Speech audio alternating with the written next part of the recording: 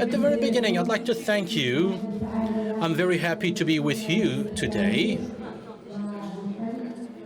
It's a beautiful place, and then in this event, we are going to be witnessing all the history and the pain of Yemen.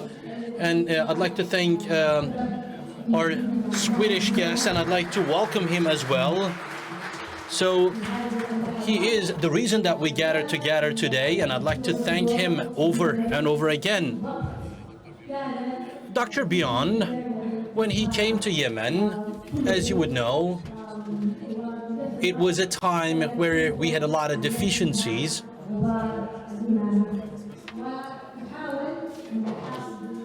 And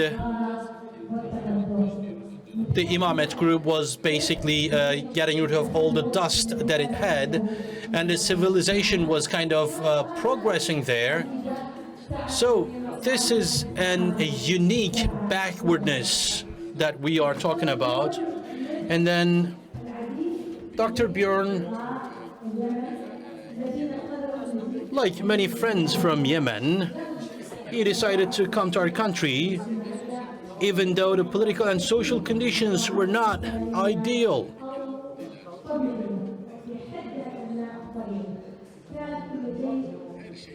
Everything was just beginning, and we were not in a good shape. You know, the beginnings, as much as they are enjoyable, they could be difficult and tiresome. Once again, I'd like to welcome you all. Dr. Bjorn, I'd like to welcome you to Istanbul as well. It's great to have you here. So we would have liked to meet in one of the Yemeni cities that, you know, well, to renew, and, you know, we would like to renew the memories with you. But Yemen, as you very well know, is suffering from a complex and destructive war. And for that reason, because of this war,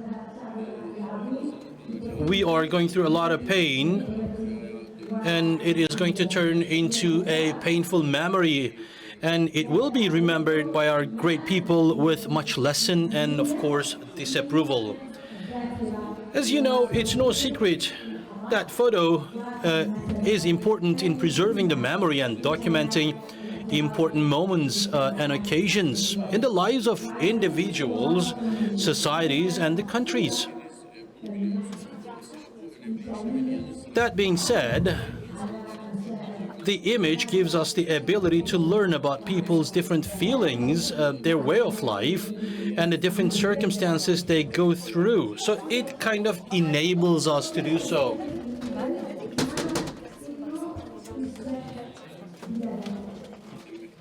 So the worst thing that could happen in a country is losing the memory, because that would basically expose it to exploitation.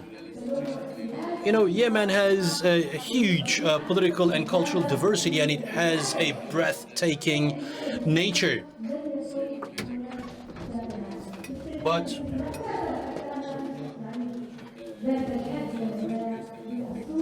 we did not have too many projects about it. We had some projects regarding photo taking, for example, photography. This unfortunately indicates that there has been a neglect. However, with the communication technologies and advancements in this technology, so with social media getting more popular, the interest in our country increased as well. So photography also became more and more popular with the advancements in social media. So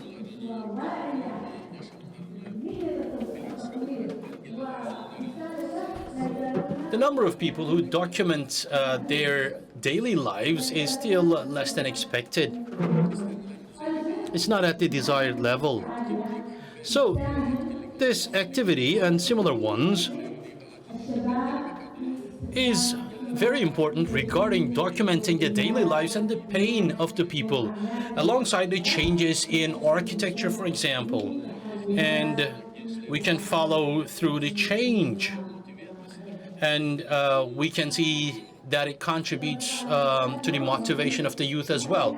Distinguished guests, I'd like to gladly express today that Dr. Bjorn and other scholars and photographers have accompanied Yemen's transition from one stage to another. As you know, Yemen was an isolated country, and it is unfortunate that there are those who wanted to return to being an isolated country again, which contradicts the spirit of the time and the nature of our people, which tends to interact with the entire world and not just with its surroundings. So it's against the very nature of our people.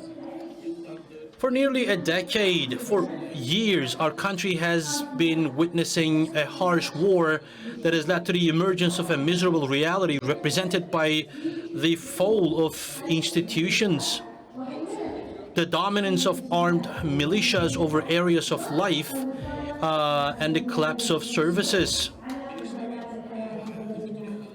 Likewise, we have witnessed the expansion of poverty and increase in the violations against human rights.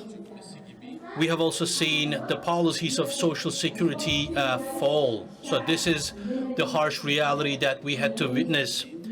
It is time to stop it all. The Yemeni people deserve to live in peace and prosperity. So this is a cultural activity that we're having together now. So I'm not going to touch upon the political issues and problems that my people are going through, but I'd like to underline something very important. I'd like to address the international community and the Arab nations. The most important title of the day, the most important theme of the day is what's happening in Gaza. Unfortunately, it has been destroyed by a harsh war, and then, you know, we're going through a shameful silence. So this basically makes us accomplices in this ethnic cleansing. So what is happening in Palestine today should have led an overall revolt around the world. We're living in 21st century. So we're not living in the past. So we believe that it should not go unpunished. Humanity is being massacred in Gaza today. The ethnic cleansing and genocide policies that Israel is applying in Gaza, it's not going to be the responsibility of the invaders alone. It is also going to be the responsibility of the international society. So it's going to be a shame, not just for the invaders, but for the whole humanity. We need to end this massacre once and for all. It is happening on a daily basis today. So I'd like to greet the country of Mandela, South Africa, from here. So they opened a court case of genocide at the International Criminal Court, and I, by the way, applaud the position of the prosecutor of the court. He basically issued an arrest warrant for Netanyahu, and he's charging Netanyahu for ethnic cleansing. And I can't help but applaud this move. So I hope the justice is going to be served. In conclusion, I'd like to reiterate my thanks to each and every one of you, my dear brothers and sisters, and I'd like to thank Dr. Bjorn and Tawakkol Karman Foundation, and I'd like to thank Balkis channel under leadership. I'd like to thank the leadership of Miss El Janel, and I appreciate the work of everyone who made this event possible. With this activity, we are going to recognize the Republic of Yemen and the will of its people. So, God willing, and the will of our people, we will not lower our flag. Thank you.